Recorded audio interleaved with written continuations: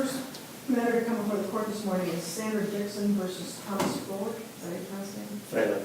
Froelich, Jr. Each party will have 50 minutes in which to present their case. The appellant may reserve up to 5 minutes for the trial. If you're the appellant, you wish to reserve that time, let me know and come up to the podium. I'm keeping track of the clock and we'll keep you apprised of the passage of time. We are being visually and audibly recorded to be posted online, so please try to remain by the podium as much as possible. We have your briefs and we're ready to proceed when you are.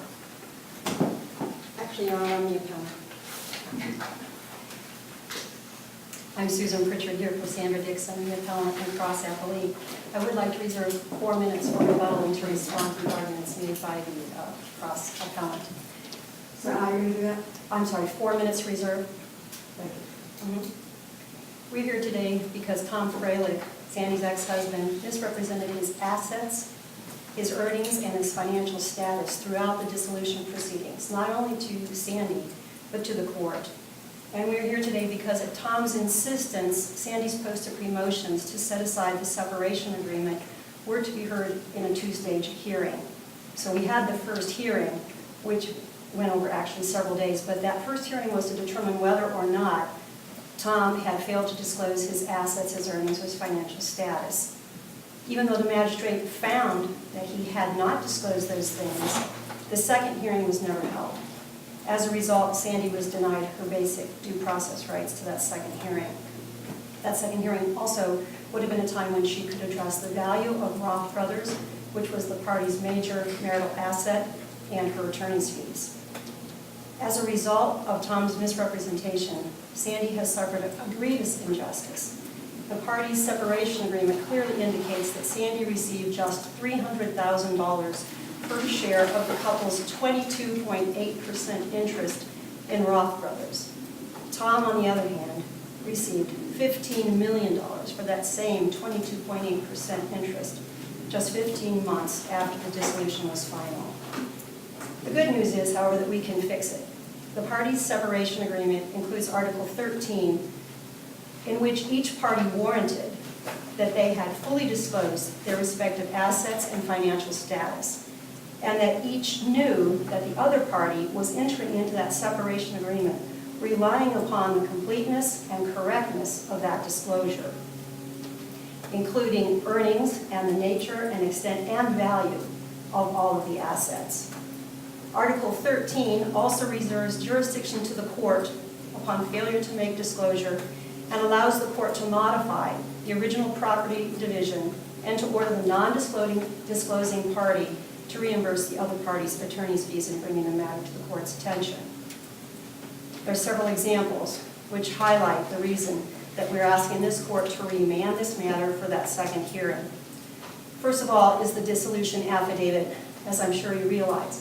When the parties go through a dissolution, the court, the Supreme Court actually, requires that there be an affidavit that the parties both sign that includes their assets and earnings, income, and debts, which are not an issue in this case. So Sandy had prepared that affidavit, and originally Tom tried to get by with just signing the affidavit she had prepared and essentially leaving his part of the affidavit blank. When Sandy, through counsel, insisted that he complete his own affidavit, he finally prepared one, but as it turns out, and Sandy wouldn't have known this until months and months later, that affidavit was wholly inaccurate. His income was underrepresented by $175,000. He makes no mention of the $97,000 tax refunds for 2009, the year before the parties were getting their dissolution. It's not mentioned on the affidavit. There was a check that he had purchased for $131,211 that he doesn't disclose and subsequently cashed to himself 6 days after the divorce or the dissolution. So none of that is mentioned on his affidavit. He does sign the affidavit, but interestingly enough, it is never actually filed with the court. So as I said, 6 days after the dissolution, two things happen. First of all, Tom is able to cash or negotiate a check that he had purchased more than a full year prior to the dissolution for that $131,000. Later he said he just forgot about it, but he never disclosed it. Even when the parties were later going through discovery, Sandy had to find it. How do you, I noticed that I don't have a copy of the separation agreement, I'm sure it's in the file, but it says in the separation agreement, which was signed on June 8, 2010, the parties agreed, and it's pretty extensive. Yes. How do you overcome that? Which part of it? One where it says the parties understand that each has the right to formal discovery, including but not limited to interrogatories, depositions, requests for protection documents. Each party expressly represents and agrees that he or she is sufficiently familiar with the income and assets of the other, and hereby knowingly and voluntarily waives the right to utilize the shared records for purposes of negotiating the terms and conditions of this agreement. How do you overcome that? With Article 13, Your Honor. So you're alleging that there's fraud and that this should overcome this agreement? You know, if you believe you are relying because you believe the other person had been honest with you, then yeah, you can say, I understand that you've signed this affidavit, you're telling me that you're giving me all the information that I need to understand what our financial situation is. I'm willing to rely on you.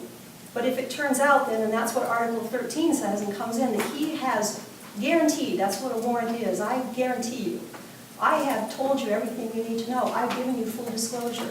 Those two parts of the separation agreement are actually sort of in juxtaposition, and they can't both simultaneously be true. If, in fact, you lied to me, then my reliance on your disclosure or failure to disclose was misplaced. And I have also agreed, they both agreed, that this Article 13 allows the court to redistribute any assets that are discovered post-decree. So, you know, really, I keep saying to myself, what do we want to do? We want to reward people that are able to hide assets and income and financial status and hide behind, oh, I've given you complete disclosure. And if you bring it up later, then I'm just going to show you this part of the separation agreement and ignore the other parts where I guaranteed to you that I've given you all the information you need to know. What was the argument to the trial court? Was it to vacate the separation agreement, start from scratch, or was it to modify the separation agreement?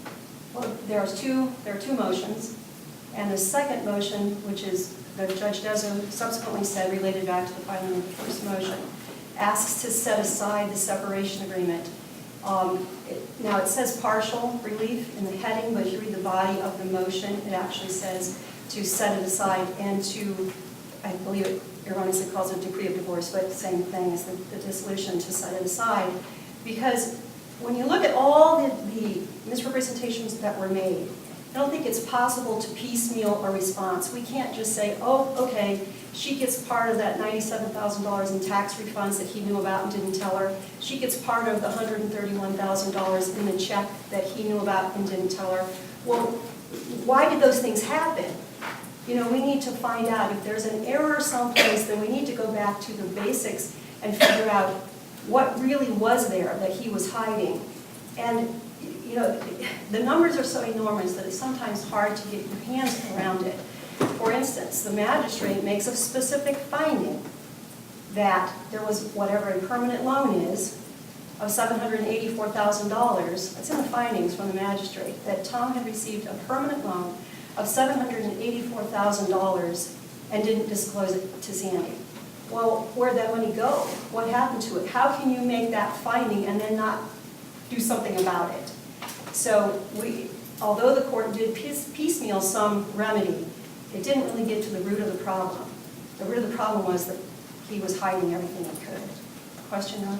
I do. When was the, how long after this decree was Roth Brothers sold? 15 months, Your Honor. So the entire interest was sold in approximately November 2011, about 15 months after the decree went on in July 2010 for $70 million. And Tom's 22.8% of it was that $15 million that he received. And was there evidence, I know there was some evidence that there was some brokering of that business yes. at the time. Oh, yes. What else was there as far as the potential sale? Very important piece of it, Your Honor, was in, at least by 2008, maybe as early as 2007, the partners at Roth Brothers had agreed, and that includes Tom, that they were going to broker the business for sale. They entered into a brokerage agreement to actually list it for sale. They received several expressions of interest. One, at least, was verbal, the others were written, in ranges of numbers from 30 to 35, 40 to 45. And I saw those during your brief, I think. Yes, 52 million. And ultimately a written offer actually to purchase, which didn't go through. But these continue, you know, through the time.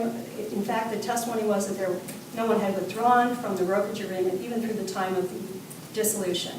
So the next question I have would be, were any of those listings or attempts to sale reflected in any of the financial documents that were exchanged with the wife?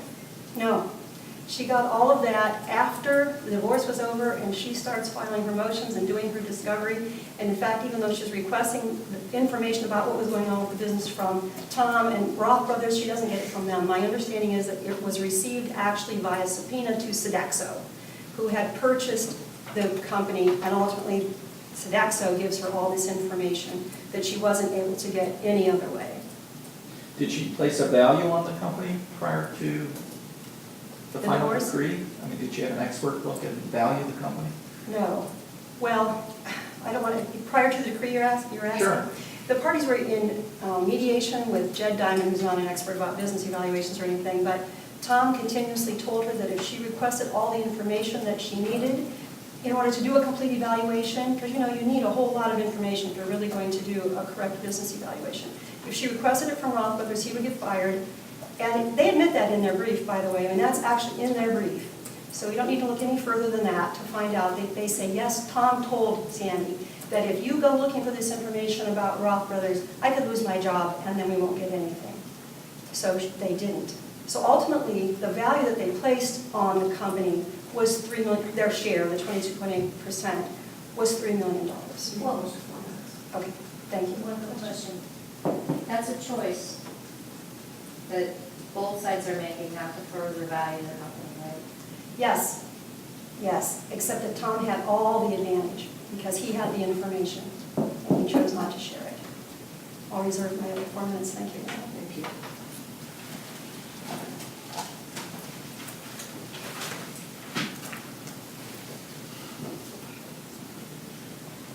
Good morning, Your Honors. I'm Ken Gibson on behalf of the appellee, cross-appellant Tom Froelich. A couple of things I want to address that were raised in appellant's argument, and then I want to go on to my cross-appeal. This idea that there was to be a two-stage hearing is not, in fact, correctly represented. What was said was, you've got to prove grounds to vacate or modify the decree under Rule 60B, and then you get to the actual division. They were trying to jump ahead and talk about division of the assets before they got to proving the grounds. And it was never that you could defer proving grounds, such as fraud or the value of the business being misrepresented, that you could ignore that evidence and go get a chance to present that later. Again, there's a representation that she received $300,000 for this business, and that's again a complete misrepresentation because, as I indicated in my brief, the testimony was that the non-modifiable spousal support was payment for the value of the business. If you look at her affidavit filed within the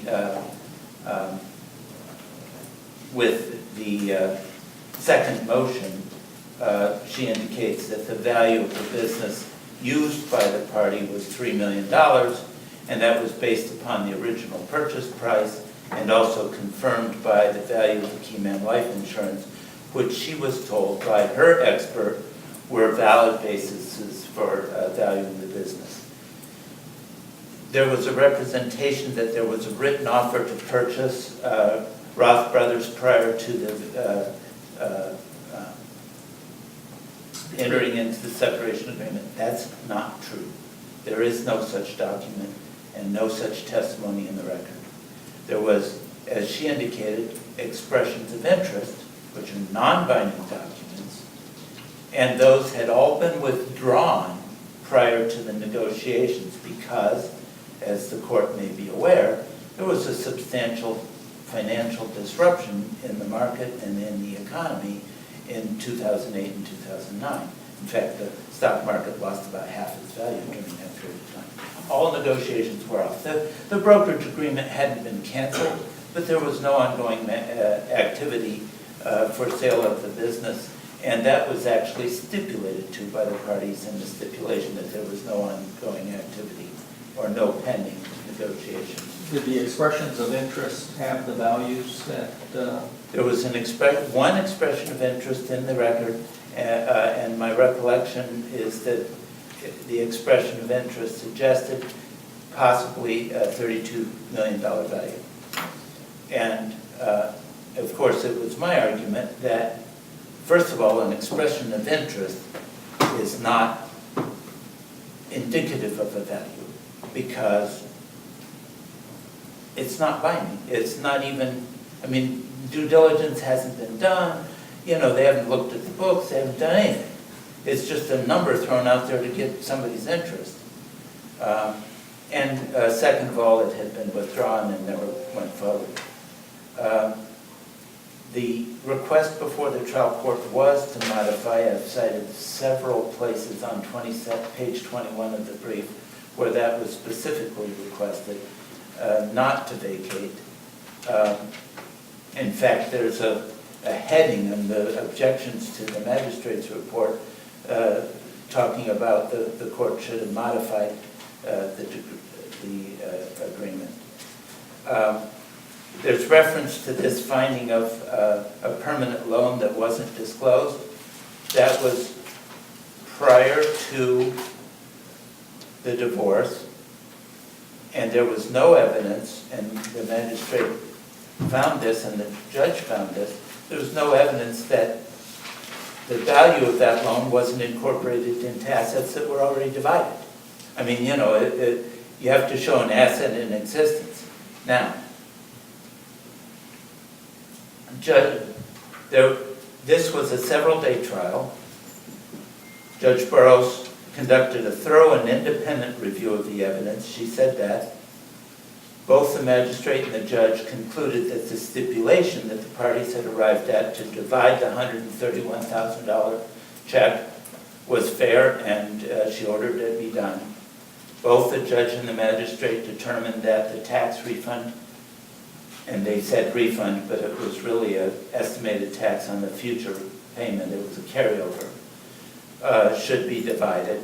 And both the magistrate and Judge Boros concluded that the wife had not met her burden of proof with respect to the other allegations. This court obviously reviews that determination for an abuse of discretion.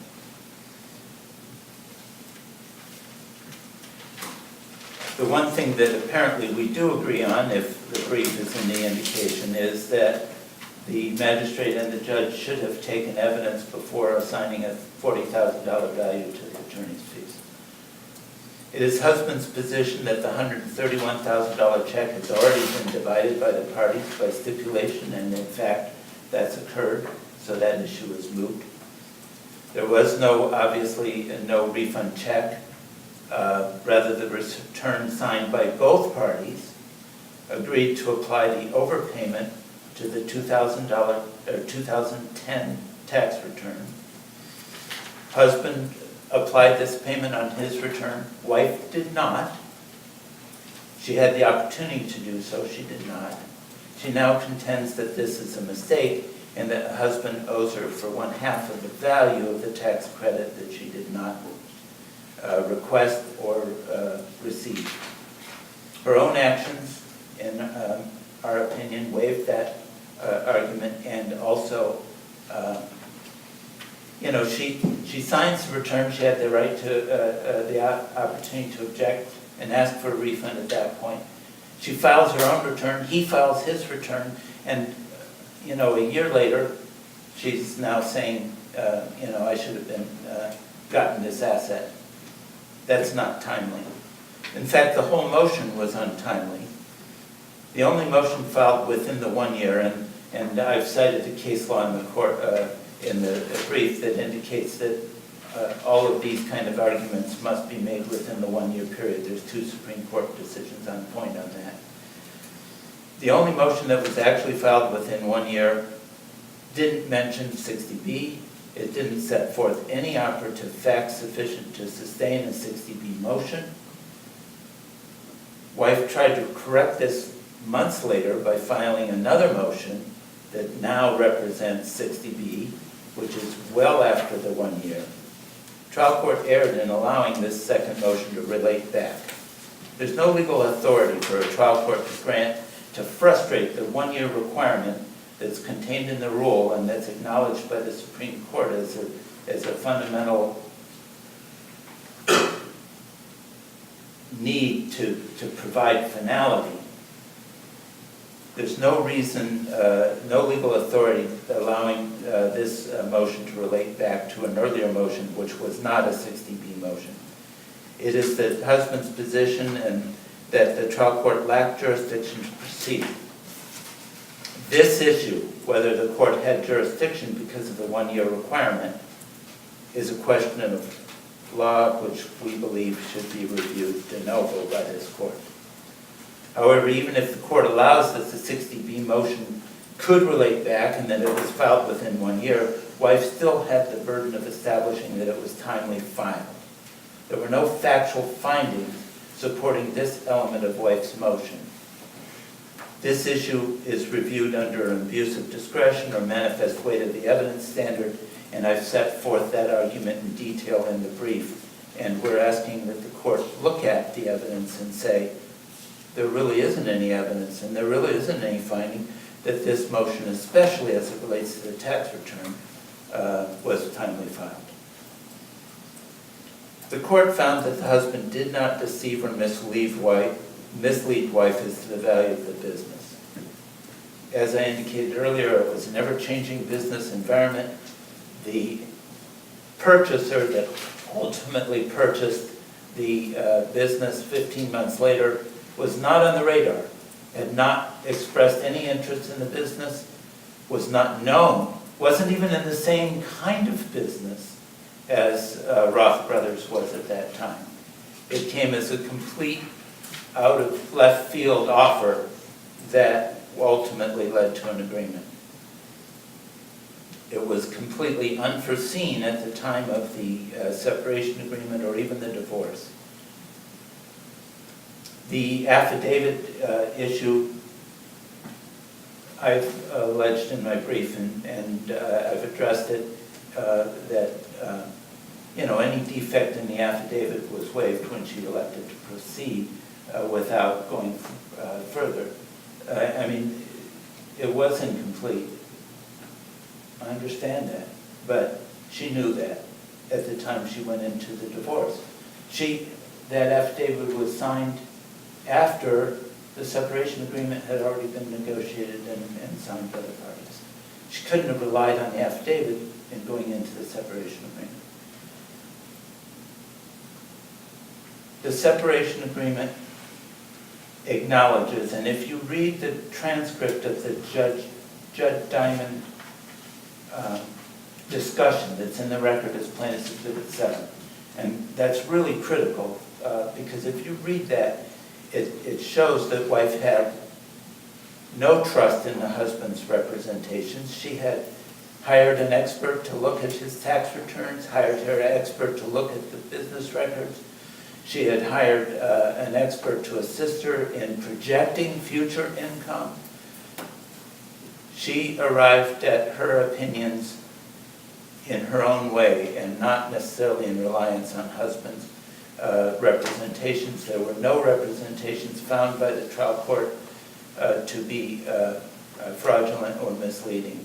And that finding is obviously reviewed by this court for abuse of discretion. I don't think you're going to find it in the record. If you have any questions, I'd be happy to answer them. I think I've addressed most of the issues that were raised. Thank you very much, Sharon. Thank you, Your Honor. First of all, the record does disclose the two-stage proceeding that the parties, Tom requested and the parties agreed to. It's in my brief on page 3 and it's in the transcript on page 499. There is a conversation off the record, and when they come back on the record, counsel for Sandy says, so we've agreed that we will defer the discussion of business value pending a ruling on enforcement. It's right in the record. There's no question about that.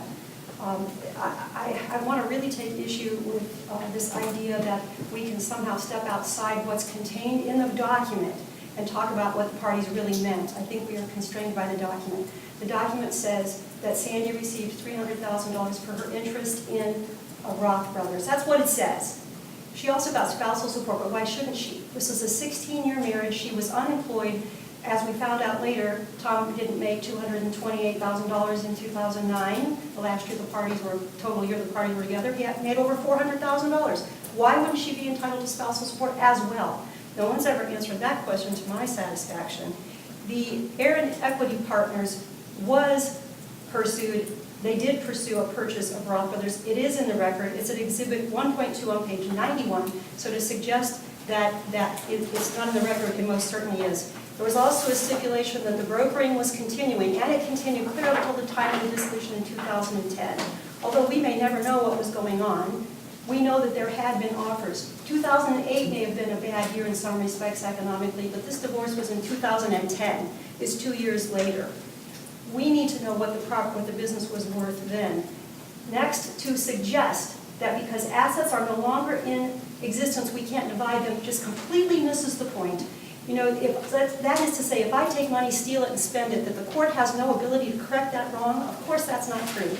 If Tom hid some money, took money that we know he had, and now we can't prove where it's at, that does not absolve him or the court from its obligation to divide that asset we've identified.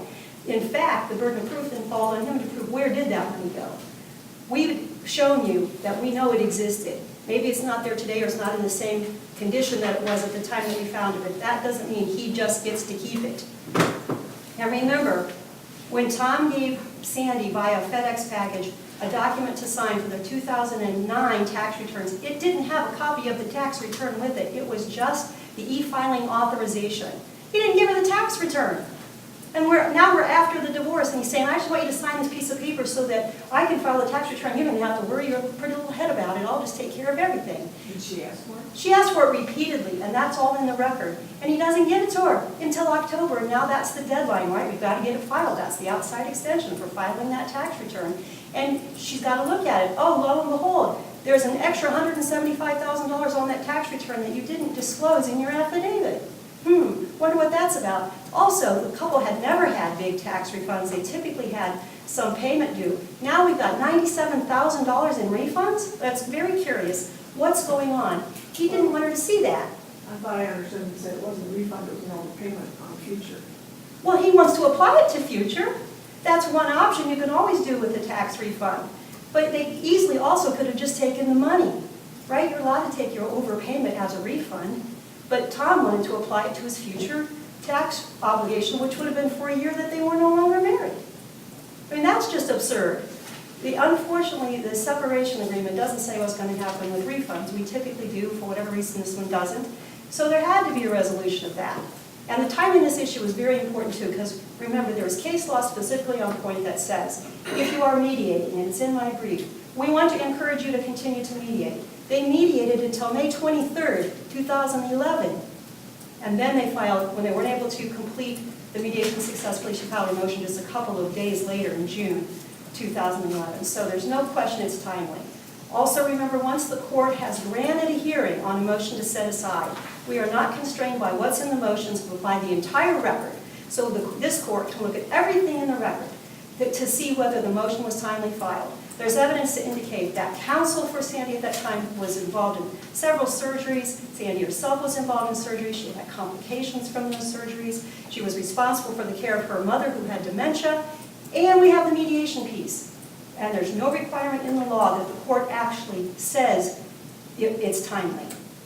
Although Judge Boros does make that reference in her finding. So on the issue of timeliness, there can be no question. Thank you for your indulgence. Thank you both for your presentations. The court will take the matter under advisement and issue a decision, including mail to both sides, as well as posted on our website and the Supreme Court.